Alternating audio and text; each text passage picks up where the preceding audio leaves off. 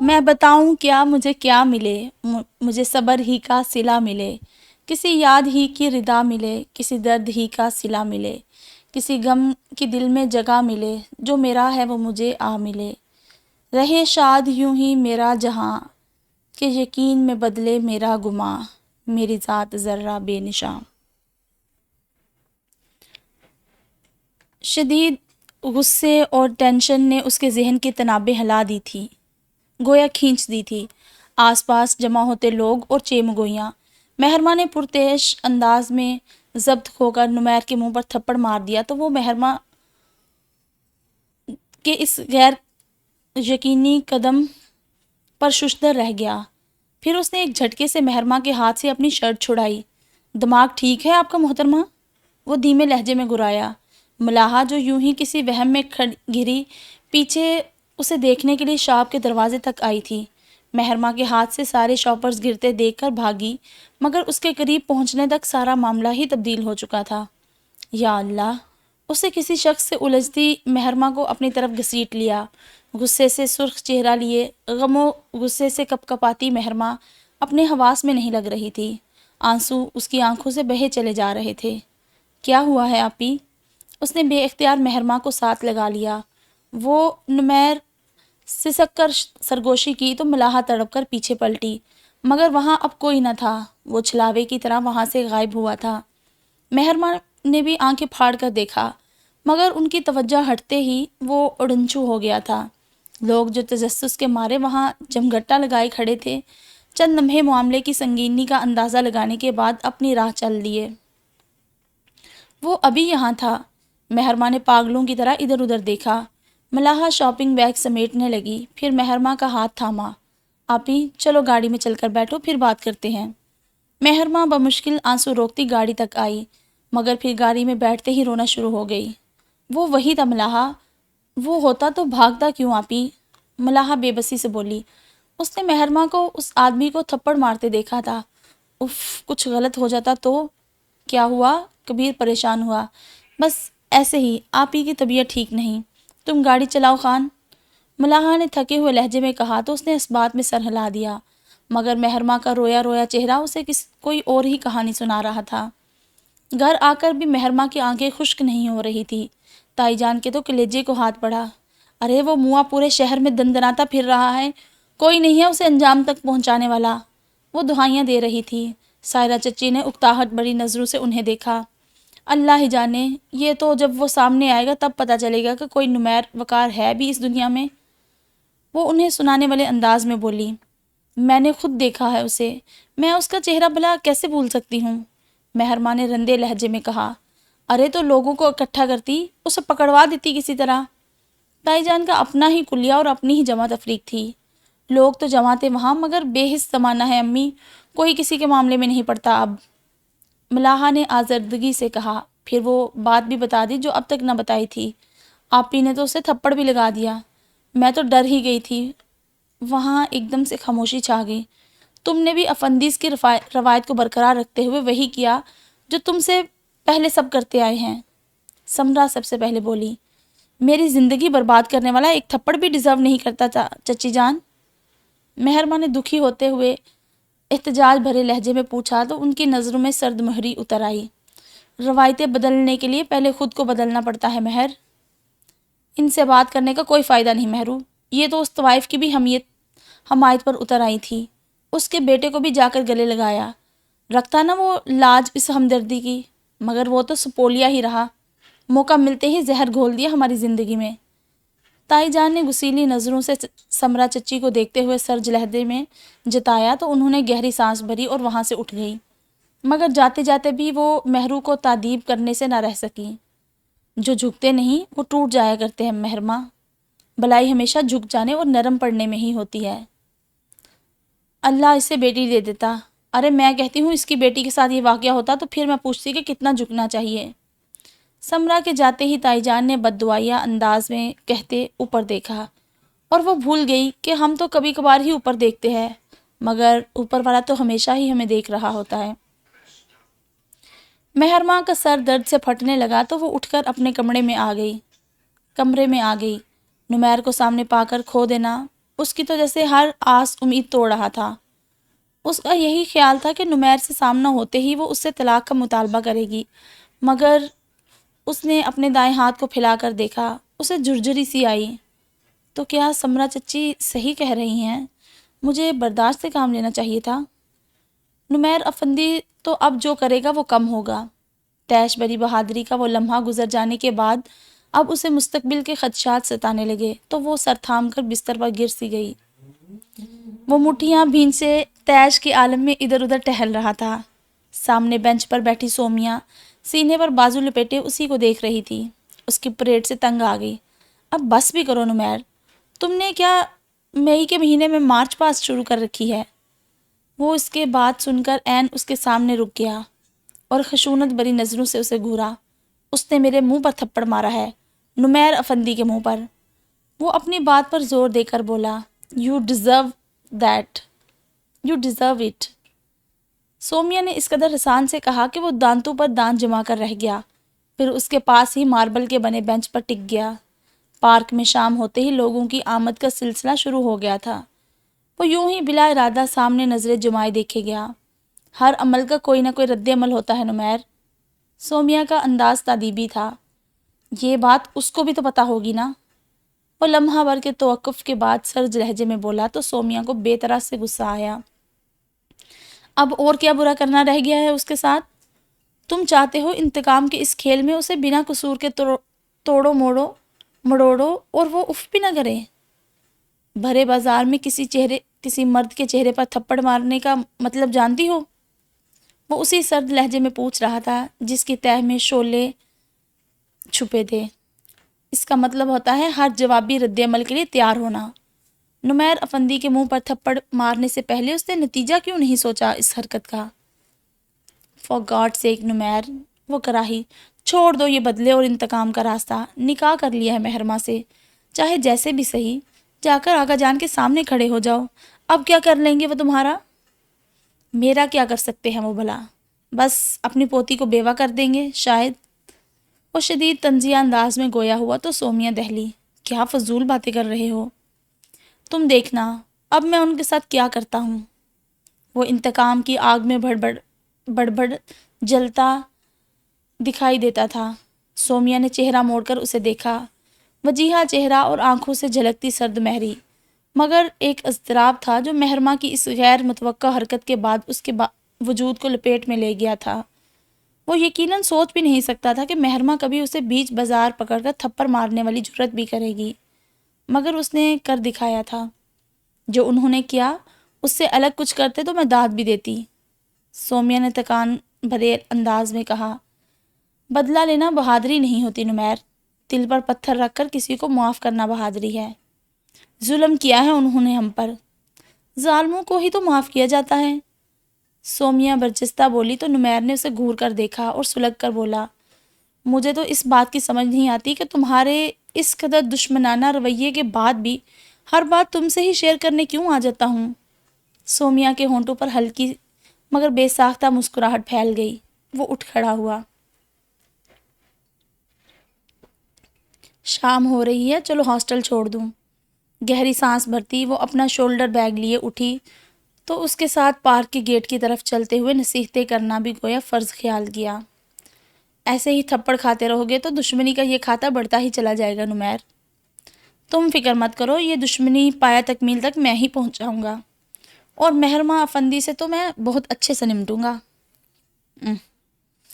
موہت افندی اس کا دوست ہے نمیر صاحب، اور مجھے تو صاف لگتا ہے کہ وہ سافٹ کارنر بھی رکھتا ہے مہرما کے لیے اپنے دل میں۔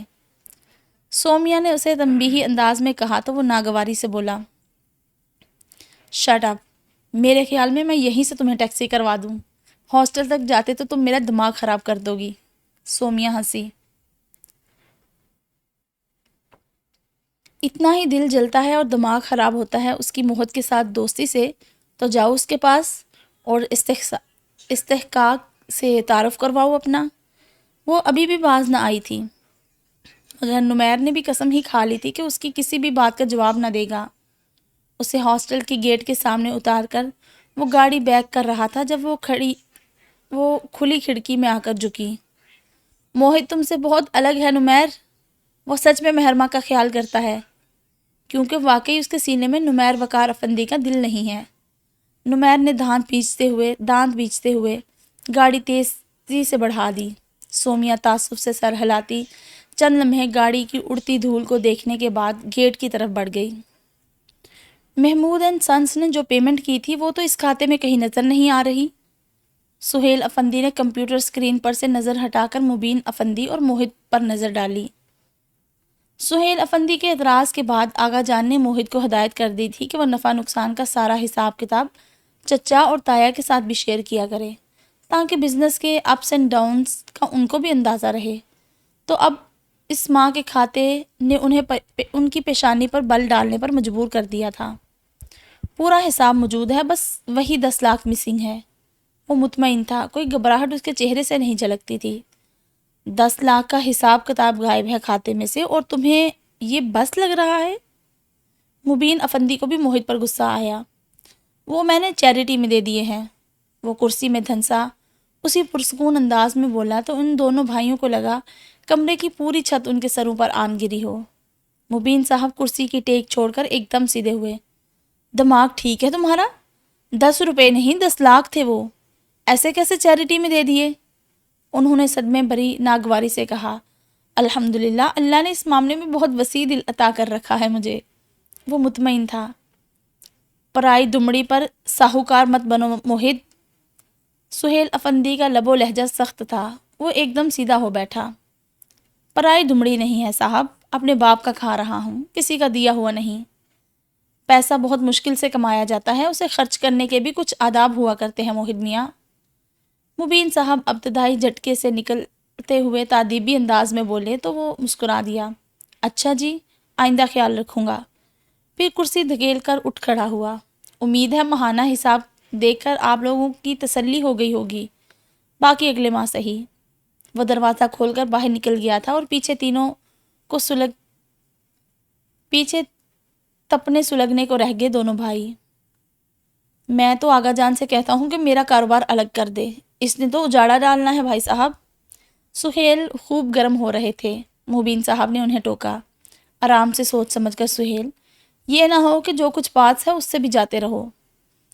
اچھی طرح سوچ سمجھ کر اس مسئلے کا حل نکالنا پڑے گا۔ وہ ان کی بات کا مطلب سمجھ کر ٹھنڈے ہو کر بیٹھ گئے۔ وہ بالکنی میں کھڑا اندھیرے میں جانے کیا کھوج رہا تھا۔ تزین نے مسکراتے ہوئے اس کے پیچھے جا کر نرمی سے اس کے گرد بازو لپیٹے اور سر اس کی پشت سے ٹکا دیا۔ وہ جانے کتنی گہری سوچ میں تھا۔ بے تحاشا چونک کر پلٹا تو آنکھوں اور چہرے سے سخت بے یقینی جھلکتی تھی۔ اس کے پلٹنے سے تزین اب اس کے سامنے آ گئی تھی۔ اس نے اپنا سر طلال کے سینے پر رکھ دیا۔ بے یقین سے طلال کا ہاتھ اٹھا اور نرمی سے اس کے مشکو بالوں پر آ ٹھہرا۔ مہرو، مدھم مگر جذبات سے سرگوشی سے ذرا اونچی بے یقینی کے لبادے میں لپٹی پکار نے نرم گرم جذبات میں ڈوبی تزین کی روح کو گویا چابک رسید کیا تھا۔ اس کے ساتھ ہی طلال کا اس کے گرد باہیں لپیٹ لینا۔ غیظ و غضب کی تند و تیز لہر نے اسے اپنی لپیٹ میں کچھ اس طرح لیا کہ سارے نرم گرم جذبات ہوا میں تحلیل ہو گئے۔ اس نے ایک جھٹکے سے طلال کے بازو کا حصار توڑا اور پیچھے ہٹی۔ ملگجے اندھیرے میں طلال حواس میں لوٹا تو تزین کو جیسے ابھی پہچانا ہو۔ اس کی آنکھوں میں ناگواری سی اتر آئی۔ تم یہاں کیا کر رہی ہو؟ میں فرار تو نہیں ہو رہا تھا بالکنی کے راستے؟ وہ بدلحاظ ہوا۔ معافی چاہتی ہوں، مجھے نہیں پتا تھا کہ تم یہاں اپنی سابقہ منگیتر کی یادوں میں ڈوبے کھڑے ہو۔ بہت کڑا مگر سلگتا ہوا وار تھا۔ طلال کے دل پر آبلے پڑے۔ جسٹ گو ٹو ہیل، وہ تپا۔ طلال نوید، آج تو تم نے سنگ دلی کی حد ہی کر دی ہے۔ وہ ضبط کھو کر چلا اٹھی۔ میں مہرمہ افندی نہیں ہوں طلال، میرے وجود میں اسے تلاش مت کیا کرو۔ خدا کے لیے جاؤ یہاں سے، دماغ خراب مت کرو میرا۔ بس ہاتھ جوڑنے کی کسر باقی رہ گئی تھی۔ طلال اس قدر عاجزی سے گویا ہوا تھا۔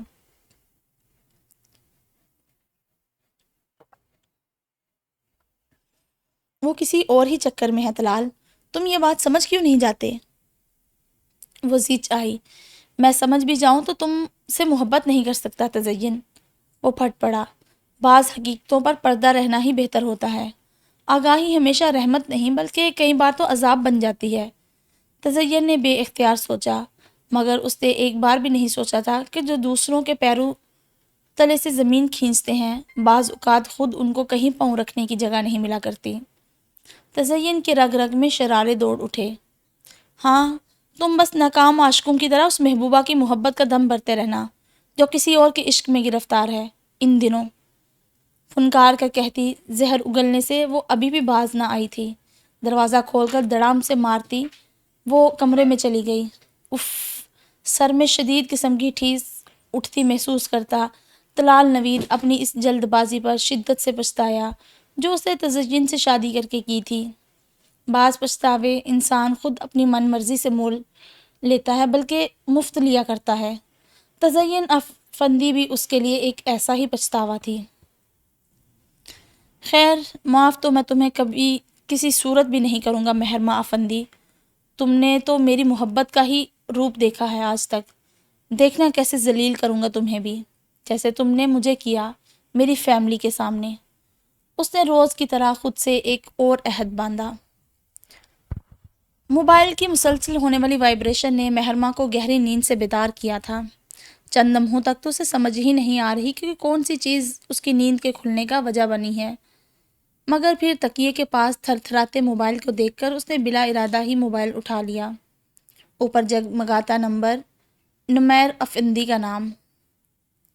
مہرماں کا حلق کڑوا ہو گیا، مگر ساتھ ہی یاد آیا کہ وہ کل اس کے ساتھ کیا سلوک کر چکی تھی تو دل گہرائی میں ڈوب کر ابھرا۔ وہ سوئی ہوئی ملاحہ پر ایک نظر ڈالتی فوراً بستر سے اتری اور کمرے سے باہر نکل آئی۔ رات کے 2 بجے تمام گھر سکوت میں ڈوبا ہوا تھا۔ ہیلو، اس نے آہستہ آواز میں کہا۔ بڑی دیر کر دی مہرباں آتے آتے، وہ جیسے گنگنایا تھا۔ مہرماں متحیر رہ گئی۔ اس کا یہی خیال تھا کہ وہ کال اٹینڈ ہوتے ہی اس پر برسنا اور اسے دھمکانا شروع کر دے گا، مگر یہاں تو سین ہی کچھ اور تھا۔ ایک تھپڑ کھا کر شاید تمہارا دماغ سیٹ نہیں ہوا نمیر افندی، وہ سلگی۔ جواباً وہ آہستہ سے ہنسا۔ ہم گالیاں کھا کر بے مزہ نہ ہونے والوں میں سے ہیں مسز نمیر افندی۔ مہرماں کے تو تلووں لگی سر پر جا بجھی۔ دل تو چاہا جتنی گالیاں یاد ہیں اسے دے دے تاکہ اس کا دھاوا جھوٹا پڑ سکے، مگر اگلے ہی پل اسے احساس ہو گیا کہ وہ تھپڑ کے بدلے مہرماں کو اس طرح کی باتوں سے زج کر کے بدلہ لے رہا تھا۔ تو آؤ نا افندی ہاؤس، پھر پتہ چلے تمہیں کتنا مزہ آتا ہے گالیوں کا، تلخی سے اس نے کہا۔ ہاں ہاں ہاں ہاں، وہ گویا اس دعوت سے محظوظ ہوا۔ وہ کہتے ہیں نا، چشم میں ماں روشن دل ماں شاد، تم بلاؤ ہم نہ آئیں، ایسے تو حالات نہیں۔ وہ جس زومانی انداز میں بات کر رہا تھا وہ مہرماں کا خون تپانے کے لیے کافی تھا۔ بکواس مت کرو اور ختم کرو اس کھیل کو نمیر۔ تمہیں اپنا اور اپنی ماں کا بدلہ آغا جان سے لینا ہے نا، گو آن، مگر مجھے ڈائیورس پیپر بھجوا دو، بلکہ نکاح نامہ بھیجو مجھے، میں تنسیخ نکاح کا مقدمہ کروں گی تم پر۔ وہ جو منہ میں آیا کہے گئی، دوسری طرف وہ کہکا لگا کر ہنسا۔ اوہو، اتنا غصہ؟ اسی لیے تو نکاح نامے کی کاپی تک نہیں تمہارے حوالے کی مسز۔ اتنی مشکلوں اور پلاننگ سے کیے جانے والے نکاح کو توڑ کر کتنا گناہ ملتا تمہیں۔ اس کا لہجہ مسکراتا ہوا تھا۔ مہرماں کو رونا آنے لگا۔ کس طرح وہ اس شخص سے اپنی جان چھڑوا سکتی تھی؟ خدا کے لیے نمیر، تمہیں تمہاری ماں کا واسطہ، جن کے اپنے دل دکھے ہوں وہ دوسروں کا دل نہیں دکھایا کرتے۔ تمہیں ذرا سا بھی احساس نہیں کہ آج تم بھی اسی جگہ پر آن کھڑے ہوئے ہو جس جگہ کل افندی ہاؤس والے کھڑے تھے؟ وہ جذباتیت سے پر لہجے میں بولی تو اپنی بے بسی کا خیال سے آنکھیں نم ہونے لگی۔ مہرماں، مجھے اس طرح کی باتیں قطعاً جذباتی نہیں کر سکتی، بلکہ مجھے تسکین ملتی ہے۔ میرے زخموں پر جیسے کوئی پھاہے رکھتا ہے۔ وہ صفاقی سے کہہ رہا تھا۔ اب ایسے بندے کے آگے وہ اور کیا فریاد کرتی؟ ایک دم سے رو دی۔ اللہ تو دیکھ رہا ہے نا جو تم میرے ساتھ کر رہے ہو۔ میں نے تو تمہارے ساتھ کچھ برا نہیں کیا۔ میں نے بھی کسی کے ساتھ برا نہیں کیا تھا، وہ تحمل سے بولا۔ تم یہاں آؤ نمیر، میں خود تمہیں تمہارا حق دلواؤں گی، آغا جان سے بات کروں گی۔ اس کی آفر پر وہ بے اختیار ہنسا۔ ہاں ہاں ہاں، پوتی ہی اتنی خلاقو ہان ہے آغا جان، تو مجھے الٹا لٹکا دیں گے تو بھی ان کا دل نہیں بھرے گا۔ نمیر پلیز، زندگی مذاق نہیں ہوتی، کسی دوسرے کی ہو پھر تو بالکل بھی نہیں، وہ ملتجئانہ انداز میں بولی تو اس نے پرسکون انداز میں جواب دیا، جتنی منتیں کرو گی اتنا ہی میرے دل کو سکون ملے گا مہرماں، کیری آن۔ اف، اس قدر صفا کی؟ مہرماں کے آنسو ٹھٹر گئے۔ Just go to hell. مہرماں نے موبائل بند کر دیا تھا، پھر ضبط کھو کر صوفے پر گر کر رونے لگی۔ مہرماں نے وہ موبائل نمبر آغا جان کو دے دیا جس سے نمیر اسے 2-3 بار کال کر چکا تھا۔ انہوں نے فوراً موہت کو بلوایا تو وہ کراہ کر رہ گئی۔ آغا جان، اس طرح کے کام تو پہلے کبیر کیا کرتا تھا، وہ موہت کے آنے سے پہلے قدرے بے آرامی سے کہتی انہیں یاد دلا رہی تھی۔ ہاں، مگر تب موہت نہیں تھا یہاں مہرو۔ تمہیں کیا مسئلہ ہے؟ وہ ابھی تائی جان کی زبانی موہت کے بزنس کے حوالے سے ابو اور چچا جان کے ساتھ چپکلش سن کر آئی تو جی ہی نہیں چاہا کہ یہ مسئلہ لے کر موہت کے پاس جائے، مگر جب موہت خود ہی مسئلے کے پاس آ جائے تو وہ کیا کر سکتی تھی ماں سوائے گہری سانس بھرنے کے۔ مجھے کیا مسئلہ ہونا ہے آغا جان، آپ جو مناسب سمجھے۔ اس نے دل ہی دل میں ان سے خفا ہوتے ہوئے سینے پر بازو لپیٹ لیے، منہ بھی پھلایا، مگر آغا جان پوتیوں کے تاثرات کو اہمیت دینے کے قائل نہ تھے۔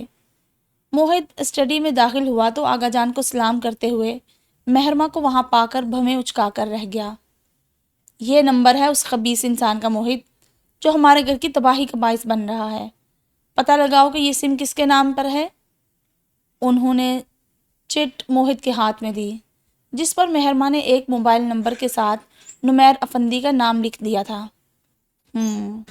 اس نے سر ہلایا، میں پتہ کرتا ہوں، بہت سخت سزا دوں گا میں اسے۔ اس نے افندی ہاؤس میں نقب لگانے کی جرت کی ہے، آغا جان نے نفرت سے پر لہجے میں کہا تو وہ بے ساختہ بولا، ہر کوئی اپنی جگہ یہی سوچ کر بدلہ لیتا ہے کہ فلاں نے اتنا برا کیا، میں اس کے ساتھ اس سے بھی برا کروں گا۔ کیا مطلب؟ وہ چونکے۔ موہت اٹھ کھڑا ہوا، کچھ نہیں، یوں ہی کہہ رہا تھا، میں کل پتہ کرتا ہوں اس نمبر کی ڈیٹیل۔ اس نے بات بدل دی تھی۔ آغا جان مطمئن سے ہو گئے۔ مہرماں عجلت میں اس کے پیچھے ہی اسٹڈی سے باہر نکلی۔ سنو موہت۔ وہ رکا اور اس کی طرف مڑ گیا۔ تم سے ایک ضروری بات کرنی ہے، وہ بھی تھرو پراپر چینل ہی کر لیتی۔ ہاتھ میں تھامی چٹ لہرا کر وہ طنزیہ بولا تو وہ تپی، لڑکیوں والے تانے نہ دیا کرو، بات سننی ہے تو ٹھیک ہے، ورنہ۔ وہ رک گئی کہ ورنہ سے آگے کوئی دھمکی ذہن میں ہی نہ آئی تھی۔ بولو، اور نیند آ رہی ہے مجھے، ذرا جلدی بات ختم کرنا۔ وہ عجیب روٹ سا ہو رہا تھا، کوئی اور وقت ہوتا تو مہرماں اس پر 2 حرف بھیجتی، مگر ابھی تو گدھے کو باپ بنانے والا معاملہ تھا۔ کل مجھے نمیر دکھائی دیا تھا مارکیٹ میں نے اسے روکنے اور بات کرنے کی کوشش کی تھی، مگر وہ بات کرنے کو تیار ہی نہیں تھا۔ مجبوراً مجھے اس کو تھپڑ مارنا پڑا، وہ خائف سی تھی۔ جی ہاں، کل گھر آتے ہی اس واقعے کی خبر مل گئی تھی۔ وہ سنجیدگی سے اسے دیکھ رہا تھا۔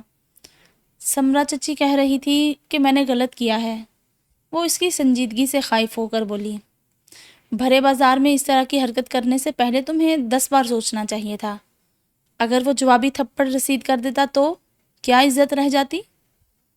تم صحیح کہہ رہے ہو، میں نے بھی بعد میں یہی سوچا تھا، لیکن اس وقت میرے دل و دماغ پر غصہ ہی اس قدر شدید تھا کہ خود بخود ہی ہو گیا سب۔ وہ مضطرب تھی۔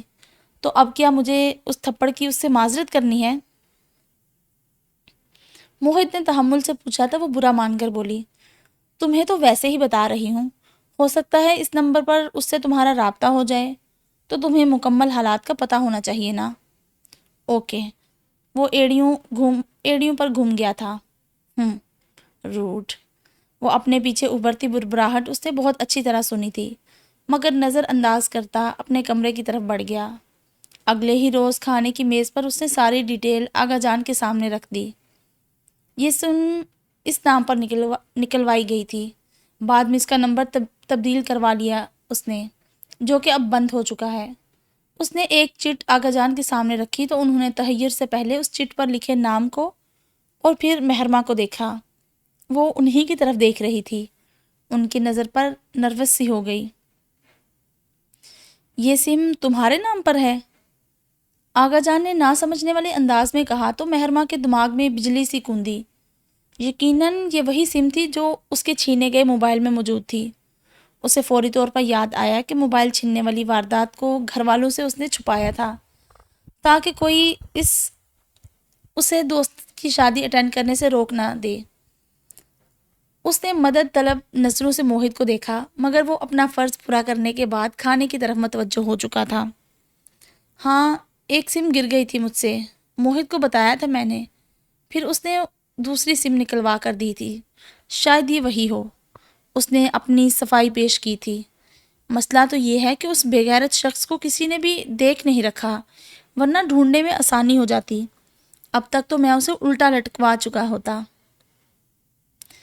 ظاہر ہے اب محض نام سے تو ہم کسی کو گرفتار نہیں کروا سکتے۔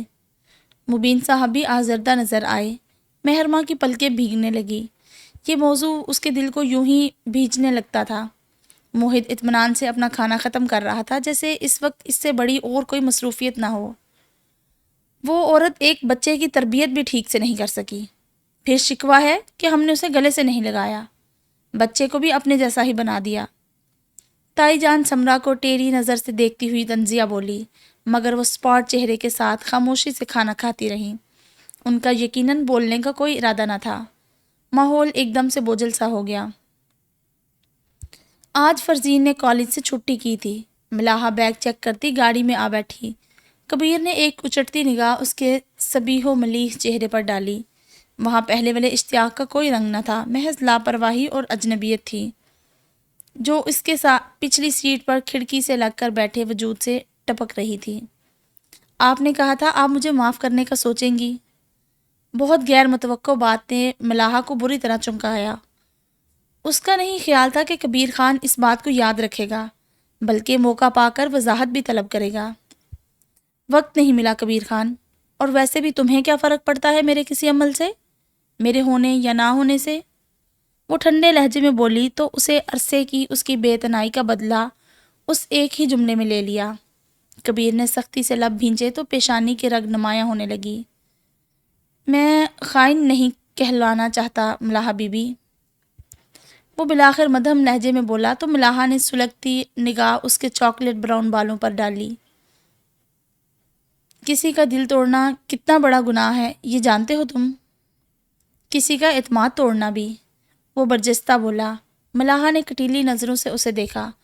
تو ٹھیک ہے کبیر خان، تم بس اپنے اعتبار کی عمارت کو بلند کرتے رہو جو کسی کے دل کے ملبے پر کھڑی ہے۔ وہ بہت سلگ کر بولی تھی۔ میں اسی کے لیے تو معافی طلب کر رہا ہوں، وہ مدھم لہجے میں بولا، قصوروار نہ ہوتے ہوئے بھی شرمسار۔ ملاحہ کے دل کو کچھ ہوا۔ تم سب جانتے ہو کبیر، وہ بے اختیار بولی، اور یہی وہ لمحہ تھا جب کبیر خان نے نظر اٹھا کر بیک ویو مرر میں دیکھا تو دو سیاہ پلکوں سے سجی جذبوں سے اٹی نگاہوں سے اس کی نگاہ ٹکرا گئی۔ نم آنکھوں میں کیا اسرار بولتا تھا؟ کبیر نے کترا کر فوراً سڑک پر نظر جما دی، مگر وہ ایک پل ان دونوں کے درمیان ٹھہر سا گیا۔ کبیر نے لب بھینچے، پھر گہری سانس بھری۔ میرے کندھوں پر بہت بھاری ذمہ داری ہے ملاحہ بی بی، اس گھر کے احسانات اور اعتبار کی۔ اس کا لہجہ بوجھل تھا۔ اور میرا کیا کبیر؟ ملاحہ کی آواز بھرا گئی۔ اس نے خود کو بے بس و لاچار پایا تھا اس طلسم کے آگے جسے سب محبت کہتے ہیں۔ آپ ہی کا تو خیال ہے، تبھی تو آنکھ اٹھا کر نہیں دیکھتا۔ وہ یک لخت ہار گیا تھا۔ ملاحہ کا دل دھک سے رہ گیا۔ ایک بے نام سی خاموشی نے تیزی سے ان کا گھیراؤ کیا۔ مت کیا کرو یہ جبر خود پر کبیر خان، ملازم نہیں ہو تم ہمارے۔ ملاحہ کی آواز بھیگنے لگی۔ آپ بس میری خطا معاف کر دیں، میں آپ کا دل دکھانے کا باعث بنا۔ جو خوشی نہ دے پائے اسے چاہیے کہ وہ غم بھی نہ دے۔ وہ آزردہ تھا۔ ملاحہ خاموشی سے گاڑی سے باہر کی طرف بھاگتی دوڑتی زندگی کو دیکھنے لگی۔ کبیر خان اندر ہی اندر خود سے الجھتا ونڈ سکرین کے پار دیکھتا جانے کیا سوچ رہا تھا۔ کتاب زندگی کے جس باب کو وہ کبھی کھولنا نہیں چاہتا تھا، ملاحہ کی بے روحی کی ایک نگاہ نے اس کے تمام اوراق بڑے اہتمام کے ساتھ اس کے سامنے کھول کر رکھ دیے تھے۔ تو کیا پڑھے بنا کوئی اور چارہ تھا؟ سہیل افندی کا اپنے بال نوچنے کو دل کر رہا تھا۔ غضب خدا کا! آغا جان نے تو خود کو اس کل کے لونڈے کے آسرے پر چھوڑ دیا ہے بالکل۔ بھائی صاحب، میں تو کیا اس کی شکایت لگاتا۔ آغا جان کو وہ خود بتا چکا ہے کہ اس گھر پر جو آفات آ رہی ہیں اس کا صدقہ خیرات نکالا ہے 10 لاکھ چیریٹی کی مد میں۔ اور میں تو حیران رہ گیا کہ آغا جان بالکل مطمئن ہیں۔ وہ مبین صاحب کے آفس میں موجود بہت برہم موڈ میں تھے۔ اگر آغا جان کو اعتراض نہیں تو پھر ہمارا اعتراض کرنا نہیں بنتا۔ مبین صاحب نے مہرماں والے واقعے کے بعد سے بہت سود رنج سے ہو گئے تھے، ورنہ شاید وہ بھی اس معاملے کو اٹھاتے۔ اب تو ایک عجیب سی مردنی طبیعت کا گراؤ کیے رہتی تھی۔ سہیل افندی بھی ٹھنڈے ہو کر بیٹھ گئے۔ مگر اس کی خود اعتمادی بڑھتی ہی چلی جا رہی ہے بھائی صاحب۔ یہ تو اب اللہ ہی جانتا ہے کہ خیرات نکالی ہے یا اپنی جیب میں ڈالے ہیں۔ وہ سخت متنفر تھے۔ تھوڑی دیر بعد پھر مضطربانہ بولے، اس کا کوئی حل تو خیر سوچنا ہی پڑے گا، مگر ابھی تو اٹھو، دیر ہو رہی ہے۔ مبین صاحب نے انہیں احساس دلایا۔ آج کبیر ناساز تباہ کی وجہ سے ان کو پک اینڈ ڈراپ نہیں کر سکتا تھا، تو گاڑی سہیل افندی نے ہی ڈرائیو کرنی تھی۔ ان کا آفس گراؤنڈ فلور پر تھا، جبکہ فرسٹ فلور پر باقی ورکرز کے کیبنز کے ساتھ موہت کا آفس تھا۔ وہاں کبھی کبھار وقار افندی اور فاران افندی بیٹھا کرتے تھے۔ وہ آفس کی لائٹس آف کرتا باہر نکلا اور دروازہ لاک کر کے تیزی سے لفٹ کی طرف بڑھا۔ جس وقت لفٹ کا دروازہ بند ہی ہوا، اسی وقت کوئی سیڑھیوں کی اوٹ سے باہر نکل آیا۔ اس وقت بلڈنگ بالکل خالی تھی اور آنے والا جانتا تھا کہ موہت افندی بلڈنگ سے نکلنے والا آخری فرد ہے۔ اس نے مستعد نظروں سے ادھر ادھر دیکھ کر چہرے کو ہاتھ کی اوٹ سے چھپاتے ہوئے جیب میں ہاتھ ڈال کر ایک چابی نکالی اور موہت کے آفس کے دروازے کی ہول میں ڈال دی۔ یہ ماسٹر کی تھی۔ کلک کی خفیف سی آواز کے ساتھ لاک کھل گیا تو وہ ادھر ادھر دیکھا اور ایک سیکنڈ ضائع کیے بغیر اندر داخل ہو گیا۔ پارکنگ میں جا کر جیب میں ہاتھ ڈالا تو گاڑی کی چابی ندارد۔ موہت نے سر پر ہاتھ مارا۔ واچ مین مستعدی سے بھاگتا اس کے پاس آیا۔ کیا ہوا صاحب؟ گاڑی کی چابی آفس میں ہی رہ گئی ہے یار۔ موہت اپنی جلد بازی کو کوس کر رہ گیا، مگر اب دوبارہ اوپر جانا ناگزیر تھا۔ واچ مین سے تو یہ کام نہیں کروا سکتا تھا کہ اسے آفس کی چابی تھما دیتا۔ وہ خود کو ملامت کرتا لفٹ کی طرف بڑھا۔ آج طبیعت کی سستی کی وجہ سے گھر جانے کی جتنی جلدی کر رہا تھا اسی قدر دیر ہوتی جا رہی تھی۔ اپنے آفس کے دروازے تک پہنچ کر اس نے ہاتھ میں چابی پکڑی، چابی کی ہول میں ڈالی تو گھمانے پر ہی اندازہ ہو گیا کہ دروازہ ان لاکڈ تھا۔ اس کے حساب چکنا ہو گئے۔ اسے اچھی طرح یاد تھا کہ دروازہ لاک کر کے اس نے حسب عادت نوب کو گھما کر لاک چیک کیا تھا۔ وہ آہستہ سے دروازہ کھول کر اندر داخل ہوا۔ اندر موجود شخص کے وہم و گمان میں بھی نہ تھا کہ موہت افندی دوبارہ واپس آ سکتا ہے۔ دروازے کے ہلکے سے کھٹکے پر وہ چونک کر پلٹا تو لائٹ آن کرتے ہی اس کو دیکھ کر موہت کی آنکھوں کے سامنے زمین اور آسمان گھوم گئے۔ تم؟ انتہائی مضبوط اعصاب کا مالک ہونے کے باوجود ایک پل کو موہت افندی کا دماغ جھنجھنا کر رہ گیا۔ وہ آخری شخص ہوتا جس کے بارے میں موہت کو خیال آ سکتا تھا کہ وہ ایسے رنگے ہاتھوں اس کے آفس سے پکڑا جائے گا۔ وہ ہاتھوں میں تھامی فائل چھوڑتا سیدھا کھڑا ہو گیا۔ اپنا حق لینے آیا ہوں موہت افندی، چوری کرنے نہیں۔ وہ بہت پر اعتماد انداز میں بولا تو موہت نے لمحہ بھر کو لب بھینچے، پھر تلخی سے بولا، حق چوروں کی طرح نقب لگا کر حاصل نہیں کیے جاتے۔ اگر تم اتنے ہی مظلوم ہو تو تم نے آغا جان کے سامنے آ کر منہ کیوں نہیں کھولا؟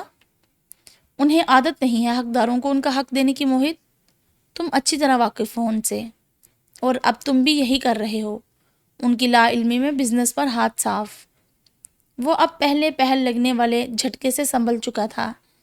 اس قدر آرام سے موہت کو بات میں گھسیٹا کہ لمحہ بھر کو وہ ششدر رہ گیا۔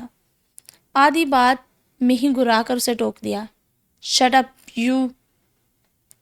وہ بمشکل ہونٹوں تک آئی گالی کو واپس دھکیل پایا۔ موہت کو طیش میں آتے دیکھ وہ شانے اچکا کر بولا، ٹھیک ہے، اگر میرے چپ ہونے سے تم سچے ثابت ہو جاتے ہو تو وائی ناٹ۔ موہت نے گہری سانس بھر کر خود کو جیسے ٹھنڈا کیا، پھر اپنی کرسی کی طرف بڑھتے ہوئے اسے سامنے بیٹھنے کا اشارہ کیا۔ میں کوئی بھی انتہائی قدم اٹھانے سے پہلے تمہاری بات سننا چاہوں گا، اور مجھے امید ہے کہ تمہیں بھی جیل جانے کا کوئی خاص شوق نہیں ہوگا، تو ہر بات سچ ہونی چاہیے، بالکل سچ۔ موہت انتہائی سنجیدگی سے بولا تو اس نے گہری سانس بھرتے خود کو کرسی پر گرا لیا۔ یہ وہ گھڑی تھی جس کے بارے میں اس نے وہم بھی نہ کیا تھا۔ وہ کافی دیر سے گھر پہنچا تو نکلنے سے پہلے سمرا کو کال کر کے کھانے پر انتظار نہ کرنے کا کہہ دیا، مگر لاؤنج میں ٹی وی کے سامنے مہرما کو براجمان پا کر وہ ٹھٹک گیا۔ اس وقت تک آغا جان کے آرڈر کے مطابق سب اپنے کمروں میں ہوتے تھے۔ جس نے رات گئے ٹی وی دیکھنا ہوتا وہ اپنے کمروں میں ہی دیکھ لیتے، مگر مہرما کا یہاں پایا جانا کسی خاص مقصد کی نشاندہی کر رہا تھا۔ اوپر سے موہت کو دیکھتے ہی ٹی وی آف کر دینا موہت کے خیال کی تصدیق کرنے لگا۔ وہ سلام کرتا سیدھا نکلنے لگا تھا جب وہ بعجلت ٹی وی بند کر کے اٹھ گئی۔ ایکسکیوز می مسٹر، جب کوئی غیر متوقع طور پر آپ کو انتظار کرتا ملے تو اس سے وجہ پوچھ لینی چاہیے، وہ طنزیہ انداز میں بولی۔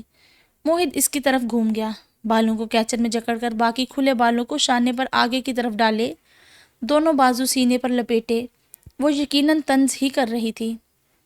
ایکچولی میں نے اپنے آپ کو کبھی اتنے خوش نصیبوں میں شمار ہی نہیں کیا کہ ایسی غیر متوقع عزت افزائی کے بارے میں سوچ سکوں۔ وہ بڑے سکون سے اس کے طنز کا جواب دے رہا تھا۔ اسے گھور کر مہرما سیدھے سباؤ اپنے مطلب پر آئی۔ تمہیں کل رات شرم نہیں آئی آغا جان کے سامنے میرا نام لیتے کہ نمیر کے پاس جو سم ہے وہ میرے نام کی ہے؟ ایکسکیوز می، وہ زور دے کر بولا، اس بات پر شرمانا تمہارا فرض بنتا تھا یا میرا؟ وہ تیوری پر بل ڈال کر پوچھنے لگا تو مہرما کا دل چاہا نمیر جیسا ایک تھپڑ اسے بھی جھڑ دے، مگر کچھ باتیں آپ صرف فرض کر کے ہی خوش ہو سکتے ہیں۔ مہرما تلملا کر رہ گئی۔ تمہیں اگر اس بات کی بھنک پڑ ہی گئی تھی تو بیچ ڈائننگ کے راز فاش کرنے کی کیا ضرورت تھی؟ تمہارے کہنے پر ہی میں نے گھر والوں سے موبائل چھین جانے والی بات چھپا لی۔ اب اگر آغا جان کو پتہ چلتا تو؟ مہرما نے جھرجھری لی، پھر وہ بہت یاسیت بھرے لہجے میں بولی، بہت بڑی غلطی کی میں نے وہ واقعہ گھر والوں سے چھپا کر موہت۔ وہ نمیر تھا جو اس سارے معاملے کے پیچھے تھا اور نہ جانے کب سے میری حرکنات و سکنات پر نظر رکھے ہوئے تھا۔ اس نے پھر کال کی تھی مجھے۔ وہ آغا جان سے بدلہ لینے کے لیے کسی بھی حد تک جا سکتا ہے، مگر اب لکیر پیٹنے سے کیا حاصل؟ وہ وقت تو گزر چکا۔ موہت نے شانے اچکائے، اور اب وہ کال کرے تو اٹینڈ مت کرنا۔ وہ وقت تو گزر چکا، مگر اب مزید اس قصے کو کھول کر آغا جان تک مت پہنچانا۔ اب میں کہہ چکی ہوں ان سے کہ میری وہ سم کھو گئی تھی۔ اس خبیث کا کیا ہے، وہ تو پتہ نہیں کس کس نمبر سے کال کر لیتا ہے۔ وہ گویا اسے یہ بات سمجھانے کے لیے یہاں بیٹھی تھی۔ موہت نے سر ہلایا۔ بہت شکریہ مہرما افندی، اگر آپ ابھی اتنی عقل میرے دماغ میں نہ ڈالتی تو میں اس وقت بول دیتا آغا جان کو۔ وہ متشکر ہوا تو اس کے انداز میں موجود طنز کو پا کر وہ خفیف سی ہوئی۔ میں آئندہ کی بات کر رہی ہوں۔ جی بالکل، میں سمجھ گیا ہوں۔ اب اجازت ہو تو میں جا سکتا ہوں؟ وہ تحمل سے پوچھ رہا تھا۔ مہرما نے بدقت اسبات میں سر ہلایا تو وہ احتراماً سر کو ہلکا سا جھکا کر آگے نکل گیا۔ اف، بدتمیز انسان، وہ زیر لب بڑبڑا کر رہ گئی۔ جس بات نے کل سے اس کی نیند اڑا رکھی تھی وہ موہت کے لیے مذاق تھی۔ وہ لائٹ آف کرتی اپنے کمرے کی طرف چل دی۔ اس نے گاڑی ایک بلند سی عمارت کے سامنے روکی تو ہر بار کی طرح اس کا دل ایک شدت امیز دکھ کی کیفیت میں گرنے لگا۔ وہ اپنا آئی ڈی کارڈ گیٹ پر کھڑے واچ مین کو دکھاتا اندر داخل ہوا تو آس پاس کا ماحول بہت خاموش اور اداس تھا۔ اس اولڈ ہاؤس میں خوشیوں کی منتظر زندگی جیسے ٹھہر سی گئی تھی۔ دور دو رویہ لان کے درمیان میں پتھریلا فٹ پاتھ تھا جو برآمدے تک جاتا تھا۔ آفس میں جا کر وہ اس اولڈ ہاؤس کے آنر مسٹر بھٹی سے ملا۔ وہ اب اسے بہت اچھی طرح سے جان گئے تھے انہوں نے ایک چٹ پر اس کے نام کے ساتھ ایک خاتون کا نام لکھے جسے وہ ملنے آیا تھا۔ مسٹر بھٹی نے بیل بجائی تو ہمیشہ کی طرح کچھ دیر کے وقفے سے ایک نرس اندر آئی۔ انہوں نے نرس کو وہ چٹ تھمائی۔ نرس مسکراتے ہوئے چلی گئی۔ وہ اٹھ کھڑا ہوا۔ وہ جانتا تھا اب اسے ملاقات کے لیے مخصوص کمرے میں جانا تھا۔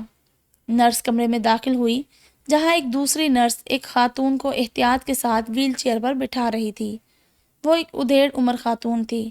کھنڈر بتاتے تھے کہ عمارت بہت شاندار ہوا کرتی تھی، مگر لگتا تھا گردش دورہ نے اس پر بہت ظلم روا رکھے اور اب وہ ایک شکستہ کھنڈر کی صورت نظر آتی تھی۔ وہ نرس جا کر ان کے پاس جھکی اور اپنے مخصوص شگفتہ انداز میں بولی، آنٹی جی، آپ کی ملاقات آئی ہے۔ خاتون نے ہمیشہ کی طرح بے تاثر انداز میں نرس کو دیکھا۔ آپ کا بیٹا ہے، نمیر افندی۔ وہ مسکرا کر ہاتھ میں پکڑی چٹ پر نام پڑھ کر بولی، مگر زرنگار کی آنکھوں میں شناسائی کی کوئی رمق نہ جاگی تھی۔ اچھا، ہو سکتا ہے، میں تو نہیں جانتی۔ وہ ہر بار کی طرح سادگی سے بولی تو نرس ان کی ویل چیئر پکڑ کر دروازے کی طرف دھکیلنے لگی۔ آپ اسے دیکھ کر تو پہچان ہی لیں گی نا؟ وہ ان سے یوں ہی ہر بار والا مکالمہ دہرا رہی تھی، اور باہر ایک مضطرب دل لیے بیٹھا بیٹا اپنی ماں کے انتظار میں تھا۔ نرس ویل چیئر کو آہستہ آہستہ دھکیلتی چلی آ رہی تھی۔ نمیر نے دور سے ان کو لان کی طرف آتے دیکھا تو بے اختیار بینچ پر سے اٹھ کھڑا ہوا۔ زرنگار اب خوش ہو کر ارد گرد کھلے پھولوں کو دیکھتی اور اشارہ کر کے ان کے متعلق نرس سے پوچھ رہی تھی۔ نمیر کی آنکھوں میں حسرت سی اترنے لگی۔ کاش اس کی ماں اس کے بارے میں بھی ایسے ہی پوچھتی۔ وہ چند قدموں کے فاصلے پر تھی جب لمبے ڈگ برتا نمیر ان کے سامنے جا کھڑا ہوا۔ نرس نے ویل چیئر روک دی اور مسکرا کر نمیر کو دیکھتی واپس چلی گئی۔ وہ جانتی تھی کہ ماں بیٹے کے بیچ اب کیا مکالمہ ہونے والا ہے۔ زرنگار نے چہرہ اٹھا کر قدرے خفگی سے نمیر کو دیکھا۔ تم کون ہو اور کیوں میری سیر کا راستہ روکا؟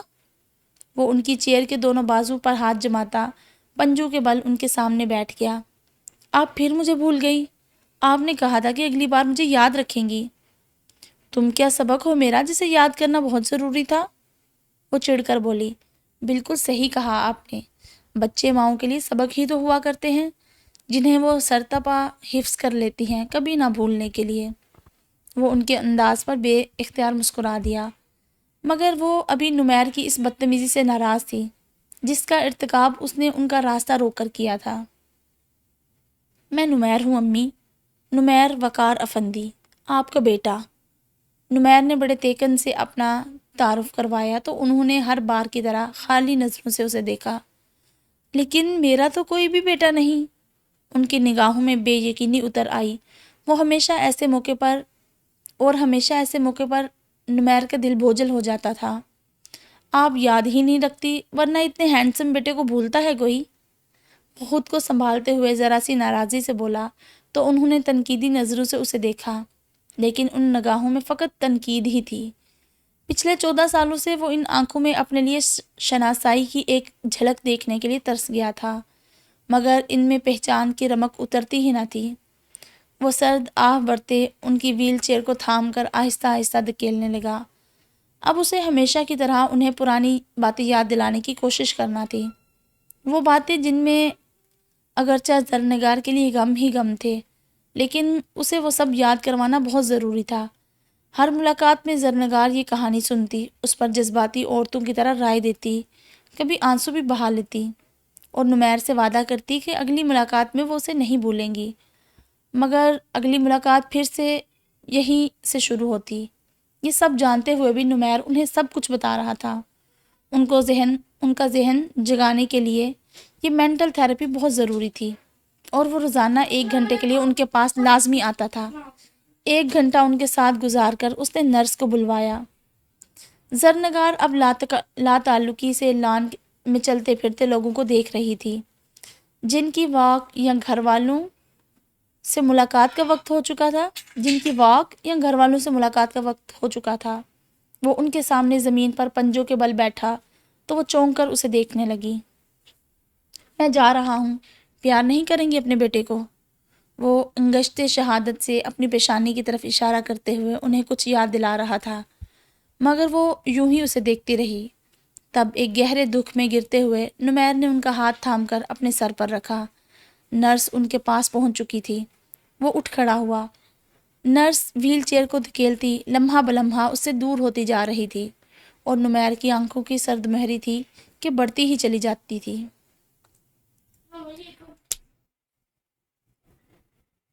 مہرو کو بلاؤ ذرا۔ تائی جان ابھی آغا جان کی بات سن کر آ رہی تھی۔ ملاحہ کو کہا تو وہ ان کا چہرہ دیکھ کر گویا اندازہ لگانے لگی کہ کیا بات ہوئی ہوگی۔ آپ ہی تو شاید کچن میں ہیں، خیریت تو ہے نا؟ اس نے تشویش سے پوچھا تو وہ جھلا گئی۔ کبھی تم بھی غلطی سے کچن میں جھانک لیا کرو۔ جھانکا تھا تبھی تو پتہ چلا کہ آپ بھی کچن میں ہیں۔ وہ بڑبڑاتے ہوئے اٹھ کر جوتوں میں پاؤں پھنسانے لگی۔ تائی جان اسی بیزار سی حالت میں اس کے بستر پر نیم دراز ہو گئی۔ خود کچن میں کام سنبھال کر ملاحہ نے مہرو کو ان کی بات سننے کے لیے بھیجا۔ جی امی۔ وہ ان کے سامنے ٹک گئی۔ انہوں نے تکیہ اونچا کر کے ٹیک لگاتے ہوئے اس کی طرف دیکھا۔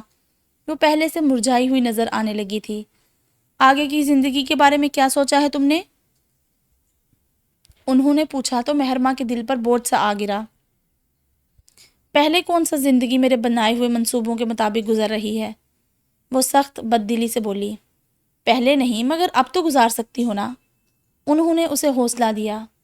تمہارے آقا جان نے کہا ہے کہ تمہارے لیے رشتہ دیکھ کر ان کو بتاؤں۔ ان کی بات سن کر مہرو کو کرنٹ سا لگا۔ اس نے بے یقینی سے ان کی طرف دیکھا۔ سارا معاملہ جانتے ہوئے بھی نکاح پر نکاح کروائیں گے وہ میرا؟ کون سا نکاح؟ کہاں ہے نکاح نامہ؟ بس کر دو اب یہ سب مہرو۔ وہ خبیث انسان تمہیں ایسے ہی لٹکائے رکھے گا ساری عمر۔ نہ ادھر کی رہو گی نہ ادھر کی۔ انہوں نے غصے سے کہا۔ میرے پاس نکاح نامہ نہ صحیح، اس کے پاس تو ہے نا، اور میں تو جانتی ہوں نا کہ یہ نکاح ہوا تھا۔ وہ جذباتی ہوئی تو آنکھیں بھر آئی۔ تم فکر مت کرو، تنسیخ نکاح کا کیس کرتے ہیں ہم، پھر تم آزاد ہوگی۔ انہوں نے جانے اسے تسلی دی یا خود کو۔ میرے پاس اس نکاح کا کوئی ثبوت نہیں، نہ کوئی گواہ ہے۔ بنا ثبوت محض کسی شخص کے نام بتا کر کیا ہم تنسیخ نکاح کا کیس فائل کر سکتے ہیں؟ اور ناراضی سے بولی۔ تائی جان کنفیوز ہونے لگی۔ نام کا تو پتہ ہے نا اس کے؟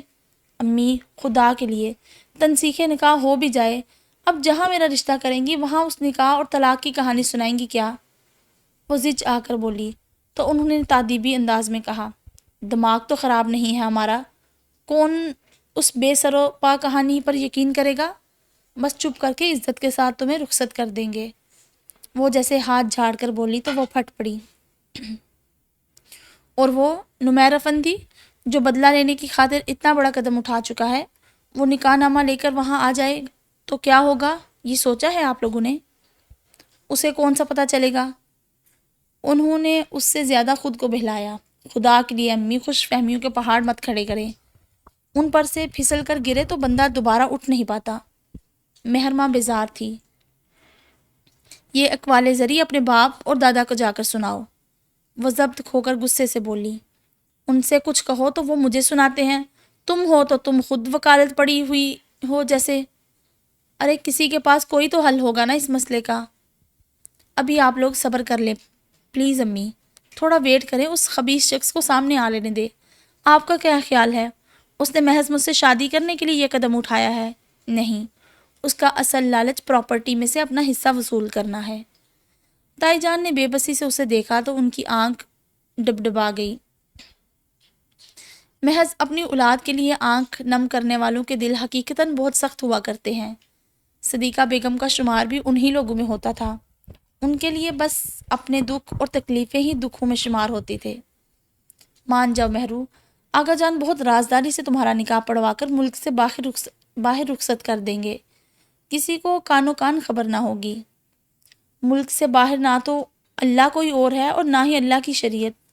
اللہ کا واسطہ ہے امی، کچھ عرصہ کے لیے اس ٹاپک کو مت چھیڑیں۔ ان کی بات سن کر مہرماں کا دل کٹا تھا، آنکھیں بھیگ گئی۔ اور میں نے کیا گناہ کیا ہے جو یوں چوری چھپے نکاح کر کے گمنام ہو جاؤں، ساری عمر چھپ چھپ کر، کسی کو پتہ نہ چل جائے، ولی زندگی گزار دوں؟ اور سب سے بڑی بات یہ کہ نکاح پر نکاح۔ مہرماں نے تکلیف سے کہتے شکوہ کے نظروں سے انہیں دیکھا تو باوجود ضبط کے اس کی آنکھیں چھلک گئی۔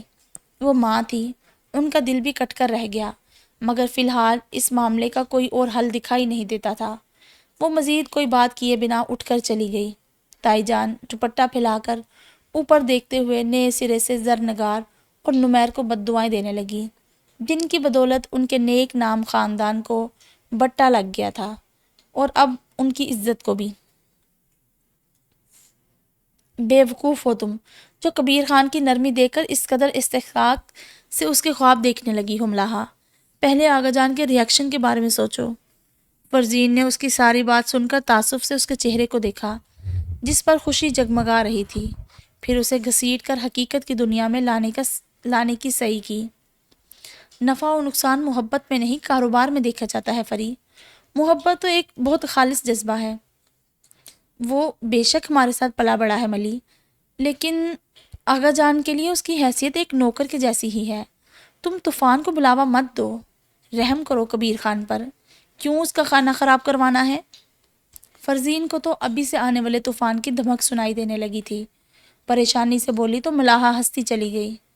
محبت اگر خدشات اور ڈراموں کی فکر کیا کرتی تو اب تک اس دنیا سے اٹھ چکی ہوتی۔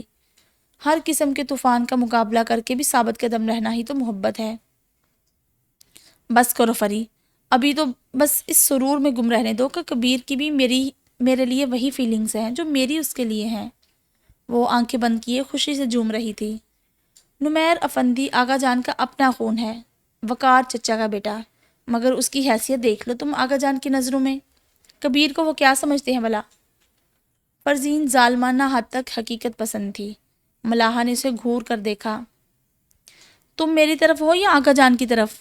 جب سے یہ خوشخبری تمہیں سنائی ہے کسی منحوس سیاستدان کی طرح بری پیشن گوئیاں کر رہی ہو بس۔ ایک بھی لفظ غلط کہا ہو تو بتاؤ۔ وہ ٹیرس کی دیوار سے ٹیک لگاتے ہوئے بے نیازی سے اسے چیلنج کر رہی تھی۔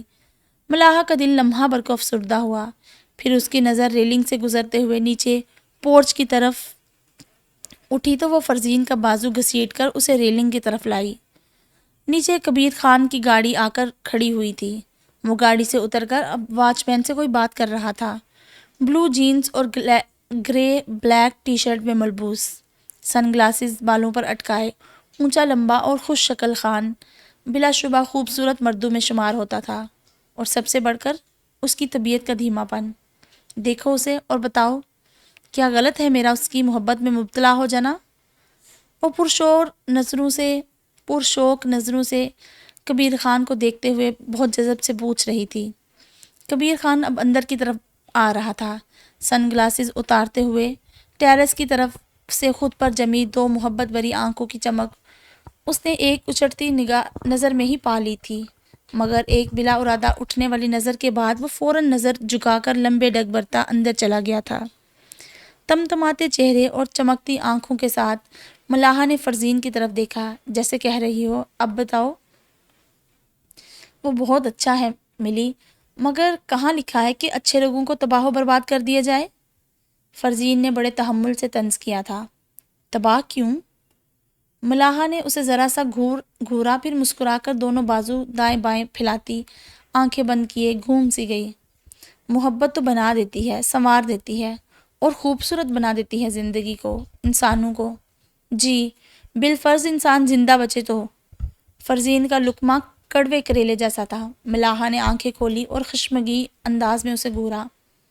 تم تھوڑی دیر کے لیے اپنی یہ منحوس باتیں بند کر کے مجھے خوش نہیں ہونے دے سکتی؟ مفروضوں پہ زندگیاں نہیں گزرا کرتی ملاحہ، تائی جان کا ہی سوچ لو، وہ تو دماد کے لیے اپنے بنائے معیار سے 1 انچ بھی نیچے نہیں آئیں گی۔ فرزین نے اسے آئینہ دکھانے کی کوشش کی، مگر جو خود کو کامل سمجھ بیٹھا ہو اس کا علاج کیا ہو سکتا تھا بھلا؟ اللہ کے کرنے سے سب ہو جاتا ہے فری، بندوں کے چاہنے سے نہیں۔ میں تو بس اللہ سے مانگ رہی ہوں کبیر کو، وہی دے گا مجھے۔ وہ اس قدر تیکن سے بولی کہ فرزین کا مزید کچھ کہنے کے لیے کھلا منہ بند ہو گیا، مگر اس نے ملاحہ کے جگمگاتے چہرے کو دیکھ کر اس کی خوشیوں کے دائمی ہونے کی دعا ضرور کی تھی۔ رات کو کھانے کے بعد آغا جان نے مہرماں کو اپنے کمرے میں بلوا لیا۔ میں نے آپ کو بتا تو دیا تھا اپنا جواب، پھر کیوں بلا رہے ہیں؟ وہ نروس سی ہو کر تائی جان سے ناراضی سے کہہ رہی تھی۔ مجھے تو کہہ لیا، اصل کام ہے آغا جان کو سمجھانا، وہ تو بس کسی کے ساتھ بھی دو بول پڑھا کر تمہیں رخصت کرنے کو ہیں۔ اب جاؤ اور وہ عقل مندانہ باتیں انہیں بھی سناؤ۔ وہ طنز سے بولی۔ ماں تھی، ان کا بھی یہی دل تھا کہ کسی نہ کسی طرح مہرماں اپنے گھر کی اس طرح ہو جائے کہ نمیر کو پتہ بھی نہ چلے۔ اگر مہرماں ذرا سی بھی اپنے رویے میں لچکتی کھاتی تو اب تک یہ کام ہو چکا ہوتا۔ اب بات آغا جان تک پہنچ گئی تھی اور مہرماں کے خیالات بھی۔ وہ لرزتے دل کے ساتھ اسٹڈی میں داخل ہوئی۔ آغا جان چائے کا کپ سامنے رکھے کسی کتاب کی ورق گردانی میں مصروف تھے۔ اسے دیکھ کر فوراً کتاب بند کر کے سائیڈ پر رکھ دی تو مہرماں کو اندازہ ہو گیا کہ وہ لمبی بات کرنے کے موڈ میں ہے، ورنہ اگر مختصر بات کرنی ہوتی تو وہ محض کتاب میں انگلی رکھ کر بند کر لیتے اور بات ختم کرتے ہی وہیں سے کتاب کھل جاتی۔ انہوں نے مہرماں کو سامنے کوچ پر بیٹھنے کا اشارہ کیا۔ وہ دھڑکتا دل لیے بیٹھ گئی، سر جھکائے دونوں ہاتھوں کی انگلیاں ایک دوسرے میں پیوست کیے، گناہ گار نہ ہوتے ہوئے بھی گناہ گاروں کی طرح۔ وہ کھنکارے، گویا بات شروع ہوا چاہتی تھی۔ پتہ چلا ہے مجھے تمہاری ماں سے تمہارے خیالات کا، مگر کیا زندگی اس طرح گزاری جا سکتی ہے؟ زندگی اس طرح بھی نہیں گزاری جا سکتی آغا جان، جس طرح امی کہہ رہی تھی۔ کسی کو فریب دے کر رشتہ جوڑ بھی لیا تو نمیر کے سامنے آتے ہی طوفان مچ جائے گا آغا جان۔ کوئی ثبوت نہیں اس نکاح کے ہونے کا محرو۔ ان کا لہجہ دھیما تھا۔ مہرماں کی آنکھ بھر آئی۔ اس کے پاس نکاح نامہ ہے آغا جان اور اس پر میرے سائن۔ تنسیخ نکاح ہو جائے گا، پھر تمہیں کسی سے ڈرنے کی کیا ضرورت ہے؟ اس نے بدلہ لینے کے لیے اتنا غلط راستہ استعمال کیا ہے آغا جان۔ بالفرض اگر نکاح ختم بھی ہو جائے تو کیا وہ چپ بیٹھا رہے گا؟ کل کو اس گھر کی کسی دوسری بیٹی پر آنچ آئے، اس سے بہتر ہے میں ہی قربانی دے دوں آغا جان۔ زندگی تو وہی تھی جو برباد ہو گئی، اب اور کیا ہوگی؟ بہت مدہم لہجے میں گفتگو کرتے آغا جان کو غصہ آیا۔ کیا کرنا چاہتی ہو تم؟ میں چاہتی ہوں کہ وہ ہمارے سامنے آئے، اسے اس کا حق دیا جائے، تب وہ مجھے آزاد کر دے گا آغا جان۔ مہرماں نے دل مضبوط کر کے کہہ ہی دیا تھا۔ کیا بکواس ہے یہ؟ وہ گرج اٹھے۔ ایک طوائف کا بیٹا اب ہماری وراثت کا حصے دار بنے گا؟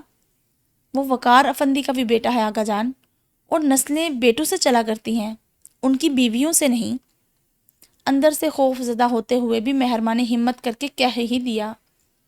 الحمدللہ، اللہ نے وارث دے دیا ہے ہمیں، اب اور کسی ایرے گیرے کی ضرورت نہیں رہی۔ ان کا چہرہ تیش سے لال ہوا۔ آپ کے کہہ دینے سے جو رشتہ موجود ہے وہ ختم نہیں ہو جائے گا آغا جان۔ اسی غلط رویے نے اسے اس راہ پر چلنے پر مجبور کر دیا ہے۔ بکواس مت کرو۔ وہ مہرماں کی بات کاٹ کر گرجے تو اس کا دل دہل گیا، زبان ایک دم سے تالو سے چپک گئی۔ آغا جان کے سامنے تو ضرورت کی بات کر لینا ہی کسی مارکے سے کم نہ تھا، کہ جا کے ان کے سامنے نمیر وقار افندی کے حق کے لیے آواز اٹھانا۔ دماغ تو خراب نہیں ہو گیا تمہارا؟ اس بے اہمیت انسان کے ساتھ مل گئی ہو تم، جس کے نام و نشان کا پتہ نہیں۔ ایسا مت کہیں آغا جان۔ وہ اس الزام پر تڑپ اٹھی۔ اس ساری لڑائی میں سب سے زیادہ استحصال میرا ہوا ہے، میں تو دیکھتے ہی اسے گولی مار دینے کے حق میں ہوں، تو پھر کیوں اس کی حقداری کی حمایتی بن کر بات کر رہی ہو؟ ان کا غصہ کم ہونے میں نہیں آ رہا تھا۔ تو اور کون سا طریقہ ہے اس سے مجھے چھٹکارا دلوانے کا؟ ایسے وہ کبھی بھی سامنے نہیں آئے گا آغا جان، اور دنیا میں ایسا کوئی انسان نہیں جو میرا ایک نکاح کے ہوتے ہوئے مجھ سے دوسرا نکاح کر لے۔ وہ بے بسی کی حد تک زچ آ گئی۔ آغا جان کے دماغ سے ان کے فرمودات نکال کر اپنا خیال اس میں ڈالنا جوئے شیر لانے کے مترادف تھا۔ تم صرف اپنا منہ بند رکھو، سمجھی؟ انہوں نے درستی سے اسے جھڑک دیا، پھر مونچھوں کو تاؤ دے کر تنبیہی انداز میں بولے۔ کچھ باتیں اور فیصلے بڑوں پر چھوڑ دینے میں ہی بھلائی ہوتی ہے۔ دنیا میں کیا کیا نہیں ہوتا۔ ایک تمہارا دھوکے سے نکاح ہو گیا تو کیا اس کی کوئی اہمیت نہیں، سمجھی؟ میں نے دوسرے مسلک کے ایک عالم سے پتہ کروایا ہے، زبردستی کے نکاح کی کوئی حیثیت نہیں۔ وہ اسے بچوں کی طرح بہلا رہے تھے۔ مہرماں کو صدمے نے گھیرا۔ اپنی من مرضی کا فیصلہ لینے کے لیے آپ نے دوسرے مسلک کے عالم سے فتویٰ لے لیا، تو کیا ہوا؟ جب مذہب ہمیں گنجائش دے رہا ہے تو کیوں نہ فائدہ اٹھائیں؟ وہ اطمینان سے بولے تو زندگی میں پہلی بار مہرماں کو احساس ہوا کہ اس پر رونت شخص نے اپنی زندگی میں کتنے اور غلط فیصلے کیے ہوں گے۔ اسے پہلی بار احساس ہوا کہ کچھ لوگ مذہب کو کس طرح اپنی ذات کے لیے توڑ مروڑ کر استعمال کرتے ہیں۔ یعنی جس مسلک سے اپنی پسند اور تمانیت کا فتویٰ ملا اسے لاگو کر کے زندگی آسان بنا لی، مگر صرف دنیاوی زندگی۔ اخروی زندگی پر تو ایک ہی فتویٰ لاگو ہونے والا تھا، مالک کل کائنات کا فتویٰ، جو روز روشن کی طرح عیاں کتاب میں درج ہے، مگر جس کا ہر کوئی اپنی مرضی اور آسانی کے لیے مطلب نکال رہا ہے۔ مذہب میں گنجائش نکالنے والوں پر بہت بھاری دن آئے گا بے شک، تو کوئی ہے جو سوچے سمجھے؟ آپ اس سے رابطہ کریں آقا جان، اسے ٹیبل ٹاک پر آمادہ کریں، کوئی نہ کوئی راستہ ضرور نکل آئے گا۔ وہ طوائف کا بیٹا اس قابل ہے کہ آغا ذوالفقار اس کو اپنے بالمقابل بیٹھنے کا شرف بخشے؟ مہرماں کا دماغ چٹکنے لگا۔ طوائف کا بیٹا صحیح آقا جان، لیکن اللہ کو یہی منظور تھا کہ وہ آغا ذوالفقار خان کی نسل میں پیدا ہو۔ آج بہت عرصے بعد وہ آقا جان کے سامنے احتجاج کر رہی تھی، وہی پرانی مہرماں، ڈانٹ کھا کر بھی اپنی بات آقا جان کے کانوں تک پہنچا دینے والی۔ بس، وہ ہاتھ اٹھا کر گرجے تھے۔ مہرماں کی زبان لڑکھڑا گئی۔ اٹھو اور دفع ہو جاؤ یہاں سے، تم اس قابل نہیں ہو کہ تم سے کوئی عقل مندانہ مشورہ لیا جا سکے۔ مہرماں کا دل تو چاہا کہ کہہ دے، آپ جیسے عقل مندانہ مشورے تو میں ساری زندگی نہیں دے سکتی، مگر پھر لب بھینچتی اٹھ کر تیزی سے باہر نکل آئی۔ دوپٹے کے پلو سے آنکھیں پونچھتے ہوئے اسے اپنی اس بے بس زندگی پر اور رونا آیا۔ وہ اس قدر ملول اور افسردہ تھی کہ اپنے کمرے سے نکلتی سمرا نے بے اختیار ہی اسے آواز دے ڈالی۔ ابھی طبیعت ٹھیک نہیں ہے چچی جان، ٹھہر کر آتی ہوں۔ اس نے نظر چراتے ہوئے بھرائے لہجے پر قابو پا کر بہانہ بنایا۔ بس 2 منٹ کے لیے آ جاؤ مہر، زیادہ وقت نہیں لوں گی تمہارا۔ انہوں نے نرمی سے اصرار کیا تو مہرماں سے مزید کوئی بہانہ نہیں بنایا گیا اور وہ ان کے کمرے میں چلی آئی۔ بیٹھو۔ انہوں نے بیڈ کے پاس رکھی کرسی کی طرف اشارہ کیا اور خود اس کے سامنے بیڈ کے کنارے پر ٹک گئی۔ لمحہ بھر انہوں نے کچھ سوچ کر جیسے الفاظ جمع کیے، پھر گہری سانس بھر کر اسے دیکھا۔ آگے کی زندگی کے بارے میں کیا سوچا ہے تم نے؟ یہاں پہلے کون سا میری سوچ پر زندگی چل رہی ہے؟ وہ تلخ ہوئی جیسے زمانے بھر سے ناراض ہو۔ پھر بھی اس مسئلے کا کوئی حل تو نکالنے کی کوشش کی ہی ہوگی تم نے۔ وہ اسے بات کرنے پر اکسا رہی تھی۔ آقا جان ہے نا ہر مسئلے کا حل بتانے والے، اس طرح کے تمام معاملات کے لیے ان کی ذاتی ڈائری ہے فتووں والی۔ وہ تلخی سے گویا ہوئی، پھر نم آنکھوں سے انہیں دیکھ کر بولی، مگر میں نکاح پر نکاح کر کے حرام کی زندگی نہیں گزار سکتی چچی جان۔ تو تم بھابھی اور بھائی سے بات کرو، نکاح کھیل نہیں ہوتا۔ وہ تعصب سے بولی تو اس نے انگلی سے پلک کی نوک پر آ جانے والا آنسو جھٹکا اور خود اذیتی سے ہنسی۔ وہ بھی اسی خاندان سے ہیں، جو آقا جان کہیں گے وہ فتویٰ بن کر ہماری قسمت پر لاگو ہو جائے گا۔ امی تو صبح ہونے سے پہلے مجھے کسی کے ساتھ بھی باعزت رخصت کرنے کو تیار ہیں۔ اف، وہی پرانے لوگ اور وہی ان کی سوچیں، بس کیلنڈرز ہی بدل رہے ہیں اس گھر کے۔ وقت اور سوچ تو جیسے تھم کر رہ گئی ہے یہاں۔ وہ کوفت سے بولی، وقار اور زرنگار کے قاتل انہی کو گردانتی ہوں میں، آدھا تو ان کے رویے نے مار ڈالا تھا انہیں۔ وہ بات کرتے ہوئے دکھ کے اسی دور میں چلی گئی ہوں جیسے اتنے پیارے دل والا بندہ تھا وقار، کیا تھا جو اس نے ایک عورت کو عزت کی زندگی دینے کا سوچ لیا؟ یہ فیصلہ تو اللہ کی طرف سے ہوا تھا کہ زرنگار کوٹھے سے نکل کر اس کوٹھی میں چلی آئے۔ وقار افندی تو بس وسیلہ بنا۔ یہاں وسیلوں کی حقیقت کو مانتا ہی کون ہے؟ ہر کسی کا اپنا عقیدہ، اپنا فلسفہ۔ پورا افندی ہاؤس دشمن ہو گیا ان کا۔ اللہ معاف کرے، جن حالت میں وقار کی موت ہوئی ہوگی، اس کے گھر کی قسم پرسی چیخ چیخ کر بتا رہی تھی۔ اس کے بیٹے کی آنکھوں کی کبھی نہ پوری ہونے والی حسرتیں، اتنی بڑی جائیداد کا حصے دار ایک بار بھی پلٹ کر کوئی مطالبہ کرنے نہیں آیا، اور اب اگر وہ بے وقوفی کر ہی رہا ہے تو آغا جان محبت سے اسے گلے لگا کر سارے گلے شکوے مٹانے کی بجائے اس جنگ کو مزید بڑھاوا دے رہے ہیں۔ میں نے کہا تھا آغا جان کو کہ اب اگر رابطہ ہو تو وہ نمیر کو مذاکرات کی ٹیبل پر بلائیں اور اس کا حق اسے دے کر بات ختم کر دیں، مگر ان کی انا یہ ہار برداشت نہیں کر سکتی چچی جان، چاہے اس میں کسی کی بھی زندگی برباد ہو جائے۔ نمیر کو صرف سمجھانے کی ضرورت ہے مہرماں، اسے یہ احساس دلانے کی ضرورت ہے کہ وہ عزت دار ماں کا بیٹا ہے۔ اس کی ماں تو وہ ہیرا تھی جس کو وقار افندی نے پورے ادب و احترام کے ساتھ اپنے خاندان کے سر کے تاج میں سجا دیا، مگر بات صرف یہ ہے کہ افندی ہاؤس میں ہر کوئی اتنے بڑے دل والا نہیں تھا۔ میں آپ کی بات سمجھ رہی ہوں، مگر میری زندگی جس شخص نے برباد کر دی، میں اس کے ساتھ ہمدردی کیسے کروں؟ بڑے فیصلے کرنے کے لیے دل بڑا کرنا پڑتا ہے مہر، اور سوچ بھی۔ انہوں نے گہرے لہجے میں کہا تو وہ خاموشی سے آنسو بہانے لگی۔ تم کیا ہر وقت کمرے میں ہی گھسی رہتی ہو؟ اس گھر کے لوگوں کے ساتھ تمہارا کوئی واسطہ نہیں ہے؟ آج طلال آتے ہی بستر پر لیٹی موبائل میں مگن تزئین پر برس پڑا تو اس نے محض ایک سرسری نگاہ اس پر ڈالی اور دوبارہ سے اسی کھیل میں مصروف ہو گئی۔ طلال نے دانتوں پر دانت جما کر اسے گھورا۔ میرا جس کے ساتھ نکاح ہوا ہے اسی کو ہمارے رشتے کا احساس نہیں تو باقی گھر والوں سے مجھے کیا لینا دینا؟ وہ طنزیہ کہتی طلال کے غصے کو ہوا دے گئی۔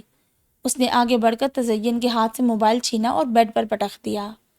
مشینوں سے زیادہ انسان کو اہمیت دینا سیکھو تزئین، سارا دن ٹی وی اور موبائل بس۔ اوہو، اور اپنا تیش چھپاتے ہوئے تمسخرانہ ہنسی۔ تو اس پڑھے لکھے گھرانے میں بھی لوور کلاس مینٹالٹی پائی جاتی ہے، آتے ہی بیٹے کے کان بہو کے خلاف بھر دیے۔ حد میں رہو تزئین، لال ہوتی آنکھیں لیے اس نے انگلی اٹھا کر تزئین کو تنبیہی انداز میں کہا، میں اندھا نہیں ہوں، مجھے بھی دکھائی دیتا ہے جو رویہ تمہارا گھر والوں کے ساتھ ہے، اور تمہیں اپنا رویہ دکھائی نہیں دیتا؟ مجھے کیا تم نے پتھر کی مورت سمجھ رکھا ہے؟ بے روح بے دل، مجھے کوئی تکلیف نہیں ہوتی تمہارے رویے سے۔ وہ بھی پھٹ پڑی، شرم کرو تزئین، کیا کمی ہے تمہیں یہاں؟ شادی کی ہے تو نبھا بھی رہا ہوں، اس کے باوجود تمہاری یہ سوچ ہے؟ ہاں، بظاہر ہی شادی کر لی تم نے تو مجھ سے، ورنہ دل و دماغ پر تو مہرماں کا غلبہ اس قدر شدید ہے کہ مجھ میں اسی کے شبیہہ، اسی کا لمس تلاشتے ہو تم۔ وہ اس قدر کڑا اور گھٹیا قسم کا طنز کرے گی یہ طلال کے وہم و گمان میں بھی نہ تھا۔ بے اختیار ہی اس کا ہاتھ اٹھا اور تزئین کے چہرے پر نشان چھوڑ گیا۔ کیا بکواس کر رہی ہو تم؟ اس طرح کا گھٹیا انسان سمجھتی ہو تم مجھے؟ اسے بازو سے پکڑ کر جھنجھوڑتے ہوئے وہ دانت پیستے ہوئے کہہ رہا تھا۔ اس کے بھاری ہاتھ کا تھپڑ کھا کر بے یقینی سے پتھر بنی تزئین کو جیسے ٹوٹ کر ہوش آیا تو وہ بھوکی شیرنی کی طرح گھرا کر اس پر پل پڑی۔ تھپڑ، مکے، ناخن سب بے دریغ چلا لیے۔ طلال اپنا غصہ بھولے اس کے ہاتھوں کو اپنے ہاتھوں کی گرفت میں جکڑتا بمشکل اپنا بچاؤ کر رہا تھا۔ تمہاری ہمت کیسی ہوئی مجھے تھپڑ مارنے کی؟ Behave your self. طلال نے اس کے دونوں ہاتھ اس کی کمر پر جکڑ لیے اور دانت کچکچاتے ہوئے بولا، چھوڑ دو مجھے طلال، اگر تمہیں مہرو کا چاہ ہے تو تمہاری قربت میرے لیے بھی ایک آزمائش سے کم نہیں۔ وہ قربت جہاں فرینکلی تمہارے ساتھ میں ہوتی ہوں اور مینٹلی مہرماں، فزیکلی وہ تحقیر برے لہجے میں بولتی طلال کو بھگ سے اڑا گئی۔ وہ تزئین سے اتنے گھٹیا انداز گفتگو کی توقع نہیں کر رہا تھا۔ زور سے دھکا دے کر اسے بیڈ پر پھینکا اور منہ سے کف اڑاتے ہوئے بولا، لعنت ہو تم پر اور تمہاری گھٹیا سوچ پر، تم کبھی بھی مجھے حال میں جینے کی کوشش میں کامیاب نہیں ہونے دو گی۔ وہ کچھ نہیں بولی، بیڈ پر اوندھی پڑی سسکتی رہی۔ طلال سے اسے اس قدر سخت رویے کی امید نہیں تھی۔ وہ اسے اس کے حال پر چھوڑ کر فریش ہونے کے لیے واش روم گھس گیا۔ منہ پر پانی کا چھینٹا مارتے ہی چہرے پر درد کی شدید لہر اٹھی تو اس نے سسکاری بھر کے بے اختیار ذرا سا چہرہ گھما کر سامنے آئینے میں دیکھا تو منہ سے بے اختیار تزین کے لیے گالی نکل گئی۔ اس کا ناخن تلال کی رخسار کی سائڈ پر لمبی خروچ ڈال چکا تھا جس پر خون کی لال بوندیں امد آئی تھی۔ اسی وجہ سے پانی وہاں کرنٹ کی طرح لگا تھا۔ اس نے شیونگ کٹ کھول کر اس میں سے آفٹر شیو لوشن نکال کر زخم پر لگایا تو شدید تکلیف ہوئی۔ الو کی وہ دانتوں پر دانت جما کر درد ضبط کرنے کی کوشش کرنے لگا۔